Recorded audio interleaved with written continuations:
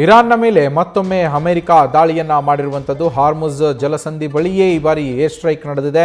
ಒಂದು ಬಂದರ್ ಅಬ್ಬಾಸ್, ಮತ್ತೊಂದು ಜಾಸ್ಕ್, ಹಾಗೆ ಕೆಶ್ಮ್, 3 ಕಡೆಗಳಲ್ಲಿ ಅಮೆರಿಕ ದಾಳಿಯನ್ನು ಮಾಡಿದೆ. ತೆಹರಾನ್ನ ಮೇಲೂ ಕೂಡ ಬಾಂಬ್ ದಾಳಿಯನ್ನು ಅಮೆರಿಕ ಮಾಡಿದೆ ಎನ್ನುವ ಮಾಹಿತಿ ಇರುವಂಥದ್ದು. IRGCಯ ನೆಲೆಗಳನ್ನೇ ಗುರಿಯಾಗಿಸಿಕೊಂಡು ಅಟ್ಯಾಕ್ ಮಾಡಲಾಗ್ತಾ ಇದೆ. ಸರಣಿ ಏರ್ ಸ್ಟ್ರೈಕ್ನಿಂದಾಗಿ ಎಲ್ಲ ಕಡೆಗಳಲ್ಲೂ ಕೂಡ ಎಲ್ಲೆಲ್ಲಿ ಅಮೆರಿಕ ದಾಳಿ ಮಾಡಿದೆಯೋ ಅಲ್ಲೆಲ್ಲ ಧಗಧಗನೆ ಬೆಂಕಿ ಹೊತ್ತಿ ಉರಿತಾ ಇರುವಂತಹ ದೃಶ್ಯಗಳು ಈಗ ಮತ್ತೆ ಇರಾನ್ನಲ್ಲಿ ಸಾಮಾನ್ಯವಾಗಿ ಹೋಗಿಬಿಟ್ಟಿದೆ.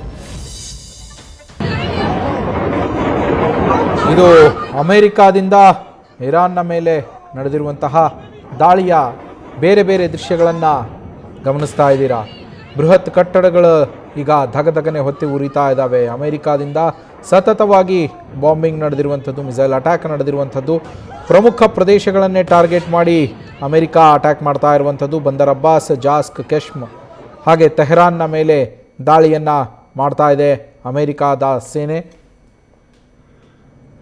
ಈ ಮೂಲಕ ಶಾಂತಿ ಒಪ್ಪಂದ ಏನು ನಡೆದಿತ್ತು ಅಮೆರಿಕ ಮತ್ತು ಇರಾನ್ನ ನಡುವೆ, ಅದು ಸಂಪೂರ್ಣವಾಗಿ ಮುರಿದು ಬಿದ್ದು ಹೋಗಿದೆ. ಈಗ ಮತ್ತೊಮ್ಮೆ ಯುದ್ಧ ತೀವ್ರತೆಯನ್ನು ಪಡೆದುಕೊಳ್ತಾ ಇರುವಂಥದ್ದು.